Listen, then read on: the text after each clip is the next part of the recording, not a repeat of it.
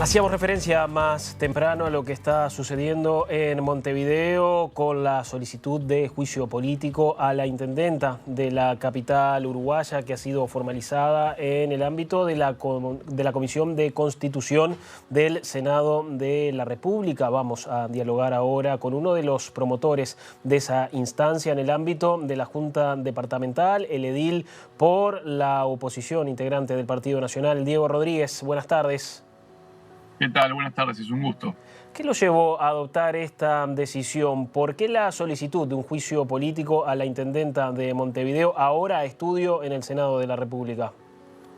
Bueno, nosotros, desde que asumió la intendenta Cose allá por noviembre del 2020, hemos tenido un sinfín de desprecios, por así decirlo, por parte de la jefa comunal a lo que es el legislativo departamental. Nosotros venimos realizando distintos pedidos de informes a efectos de conocer el funcionamiento, gastos, designaciones, etc. Y en su mayoría esos pedidos de informes nunca eran respondidos, y si lo eran, de 6 preguntas, de 10 preguntas, por ejemplo, solamente se respondían 2, o limítese simplemente a ir a la página web, que allí encontrarán la información, 1, 2, 3, 4, 5 veces, hasta que, bueno, la bancada de Diles, en este caso del Partido Nacional, conjuntamente con la del Partido Colorado, decidimos que esto ya no tenía ya más sustento y llamamos a la intendenta allá por el mes de octubre a la Junta Departamental para que concurra al legislativo a explicar y a responder estos pedidos de informe que quedaban en el camino. A ver, acá hago un paréntesis, son pedidos de informes que es para que la ciudadanía conozca en qué gasta y cómo gestiona la intendenta de Montevideo con los recursos de todos los contribuyentes.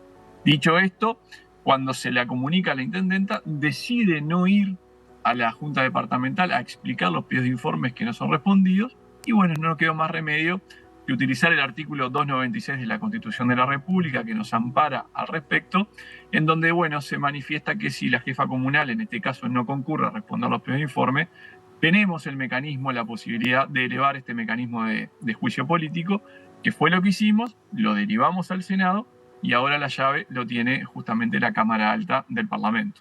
Ahora, es la misma Cámara que no tiene los votos, en definitiva, para dar andamiento a esta solicitud, que en su caso más extremo culmina en la destitución de la intendenta. ¿Por qué promover un mecanismo que no habrá de cristalizar en definitiva? Bueno, sabe, lo que nosotros hicimos, si bien sabemos que este mecanismo no va a terminar en buen puerto para nosotros, es exponer lo que es la gestión de Carolina Cose, es exponer ese abuso de poder constante que ella utiliza, obviamente despreciando a las minorías en Montevideo, porque la Junta tiene las mayorías automáticas, y también creo que está bueno mandar un mensaje al contribuyente, a la ciudadanía, a quien habla, por ejemplo, todo el tiempo. Me están preguntando, che, ¿y qué más se puede hacer?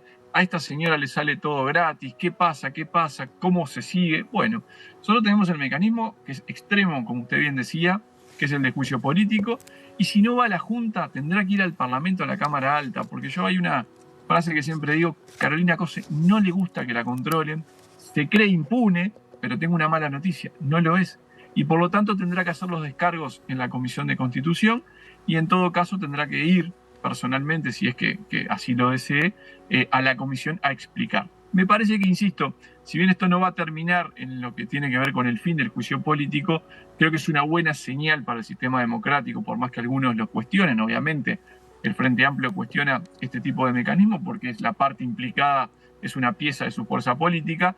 Creemos que es necesario y justo que la intendenta le brinde explicaciones al Parlamento, que en el Parlamento, en definitiva, está la representación de todo el pueblo. ¿De dónde viene esto de que no le gusta que la controlen? Si en definitiva lo que se realiza con los dineros municipales es de público acceso. Sí, a ver, algunas cosas sí y otras no. Cuando nosotros decimos que no le gusta que la controlen, es que cuando nosotros, por ejemplo, para el televidente recordarle este último caso bien fresquito de lo que tiene que ver con el último festival, en donde se gastó casi $1 millón y se recaudó 200.000. Al haber hecho un pedido de informes al respecto, que todavía están en tiempo y forma y plazo, digamos, para responderlo, la presión mediática por solicitar este tipo de información fue tal que la Intendencia no le quedó más remedio que hacerlo público. Por lo tanto, nosotros creemos que el control a la intendenta no le gusta porque cuando preguntamos sobre determinados gastos, cuando preguntamos sobre determinadas contrataciones, como por ejemplo los ex custodios del presidente Tabaré Vázquez, que lo puso a dedo en la Intendencia de Montevideo, no respondió. Y por lo tanto lo único que tuve que hacer fue llamarla a Comisión General, no se hizo presente, obviamente, y sí fue el prosecretario y la secretaria general de la Intendenta. A COSE no le gusta que la controlen, no le gusta que la controlen tampoco en Antel, como ya todos sabemos, un Antel Arena que estaba presupuestado en 40 millones terminó costando 120.